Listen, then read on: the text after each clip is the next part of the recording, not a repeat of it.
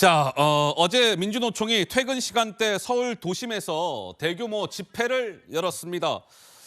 일부 경찰과 조합원들 간의 물리적 충돌도 있었다고 하고요.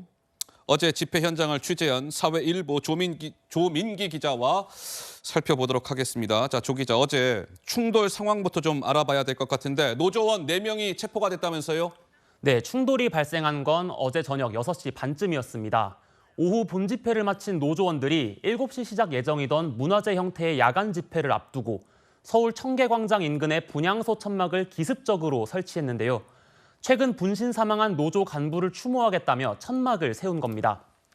경찰은 이게 허가받지 않은 불법 시설물이라며 제지하고 나서면서 몸싸움이 시작됐고요. 제가 가까이에서 지켜봤는데 경찰 900여 명과 노조원 800여 명이 뒤엉키면서 일대가 아수라장이 됐습니다. 노조원들은 분향소를 지킨다며 버티고 경찰이 저항하는 노조원들을 한 명씩 끌어내면서 일촉즉발의 상황이 계속됐고요. 결국 노조원 4명이 공무집행 방해 혐의로 현행범으로 체포됐고 분향소는 철거됐습니다.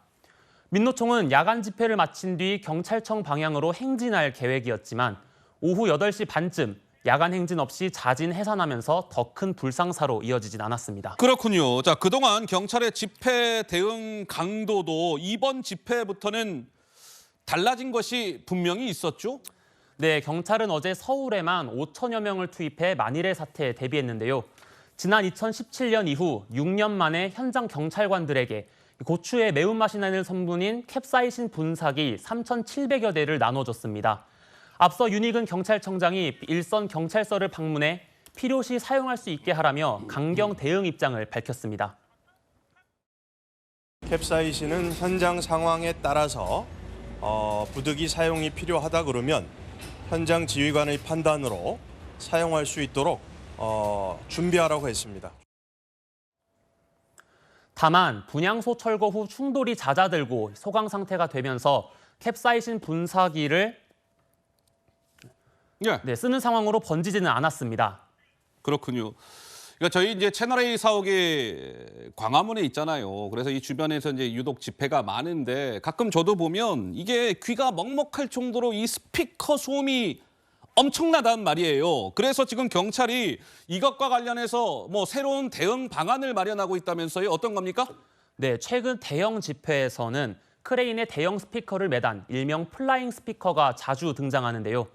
출력이 워낙 강해서 소리가 멀리 또 강하게 울려 퍼지다 보니 경찰은 이번 집회를 앞두고 음향 조절기나 마이크, 전력선 등을 압수해 플라잉 스피커 가동을 막는 훈련을 처음 실시한 걸로 확인됐습니다.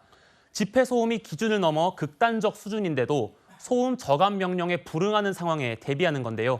경찰은 스피커 자체를 철거, 해체하는 경우보다 안전사고 위험을 낮출 수 있는 방법이라고 보고 있습니다. 다만 어제 집회에서는 순간 최고 소음이 기준치를 약간씩 초과하는 정도여서 바로 적용하진 않았습니다.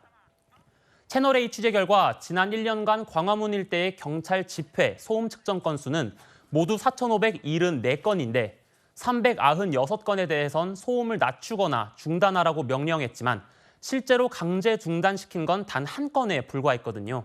이런 기조가 바뀔지도 주목됩니다. 그렇군요.